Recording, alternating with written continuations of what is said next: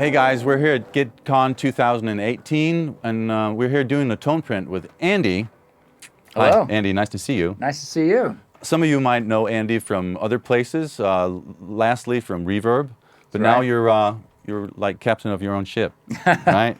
Well, I'm definitely representing Reverb here. I wanted to get in and get sort of an Andy artist tone print because the last ones I did were all from Pro Guitar Shop. So Yeah. I thought it would be nice to kind of just, have something that I could claim my own. So here we are. Yeah, Yeah. but it's good.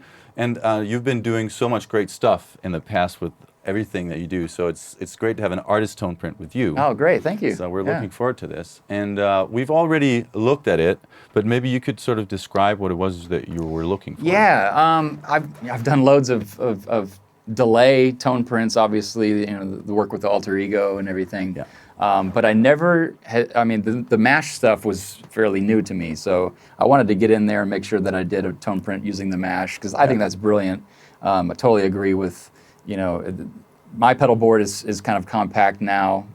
It's deep, but it's not very wide, so I rarely put an expression pedal on the end of it, so that totally made sense. And for me, it has to increase the feedback, but I also wanted to do something cool, and I know that you could map 3 parameters with the mash switch, right? Yes. So yeah, I was like, well, what else can we layer on here? And we ended up kind of doing multiple things, but the high cut, right? So it doesn't get too piercing. Yeah. And then I guess we should step back and say what kind of delay it is, right? That's true. Yeah. Yeah. You started out with like a tape setting. Yeah. Tape delay. And so I guess the cool thing with the Flashback 2 now, which was new to me, is that you could really take advantage of those stereo outputs, and you could have 2 separate delay engines going on, right? It's no longer just the toggle switch where you have dual delay, and it's kind of a set ratio of dotted eighth and quarter, I believe, or maybe they're eighth and dotted eighth. Yeah, I don't completely remember. Yeah, one of those. One of those. Yeah. So yeah, I was like, okay, I want to be able to get in there and tweak both delay times, but it was actually cool that you could still map both delay adjustments to the delay knob, right? Yes. It wasn't, so that's cool. And then, so we were kind of thinking, how are we going to keep it in time? And you came up with kind of a cool way with the graph, right? Yeah, so we're not keeping it exactly in time. Yeah. Because we tried that, and then when one delay is twice as long as the other, then your second repeat on the short delay will fall at the same time as the first repeat on the long delay. Yeah. And you sort of don't hear them. It's almost like a cancellation. Yeah. Yeah, actually, maybe we should just play a we couple of should try things. it. Like,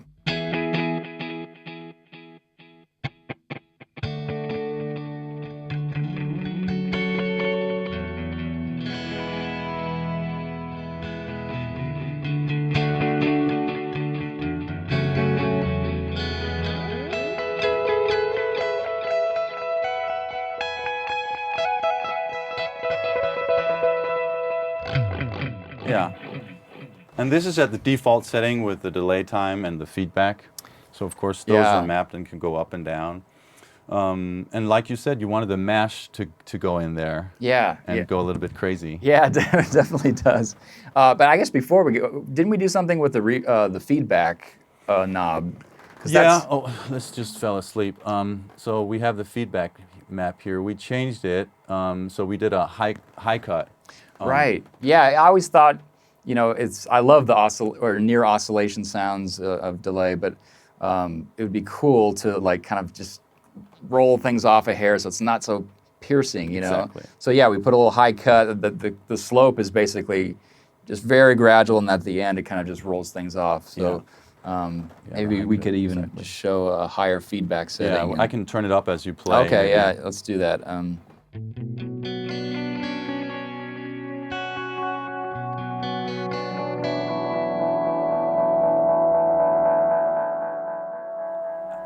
So that's cool, because that's a different sound when, if a high feedback, that's a different sound than when you do the mash switch. So it's kind of like you get two high feedback settings in this one tone print, which I think is pretty cool. That is pretty cool. And if you turn feedback all the way up, it'll just explode. So maybe you want to stay away from that. Okay. But it's nice to know it's there if people want it. You can really, it'll continue and it'll just build on itself.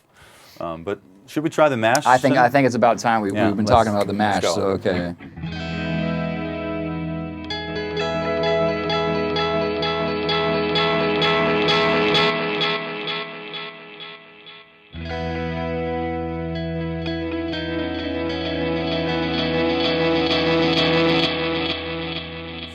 It's building up a little bit here. Yeah. It's building up a little bit. Maybe we could do a little darker. Just Yeah. a little bit. Let's see how that goes. Okay. Because I was barely into mash.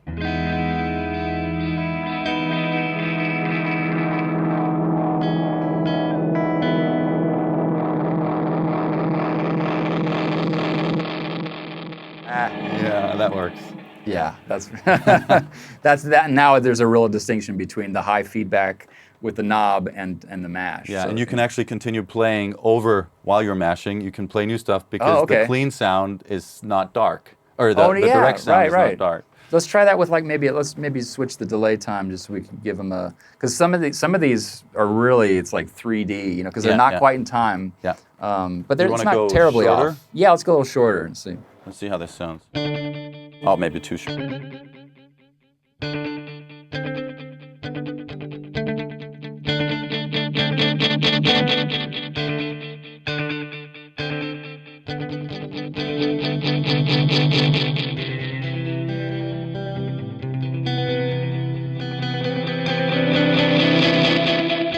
They're building up actually a little bit too much with these fast ones. I wonder if, should we hit that that high cut a little bit more on the mash, you think? Would that solve that? Well, right now we have on the mash, we have the high cut, that distance, but then it'll get very dark at the longer settings, I think. Yeah. We just want to start darker. Start darker, yeah, okay.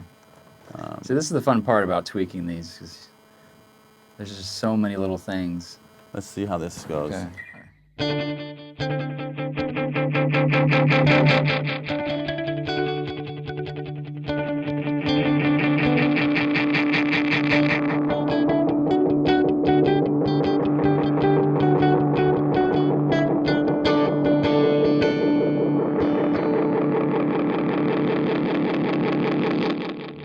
Like I think that did it. Now I could play over it. I Yeah. turned the level down a little bit, Okay, so yeah. that the delays weren't as loud. Right, That right. helped a little bit. So that's one to watch out for. If you have really long feedback and stuff, maybe the level shouldn't be set too high because it'll just Yeah. really. I found that too with like some of those ones on the Alter Ego 2, like I think it was the Copycat. I put so much gain on there. I used that gain feature you guys had, and I was just like, the Copycat itself was like this just gnarly analog preamp. So I'm like, I'm just gonna go to 10. So yeah, it's don't be afraid to back off on the level. Exactly. It can get crazy. Yeah. We could just try real quick with like a long delay Yeah. to see how that works. Okay.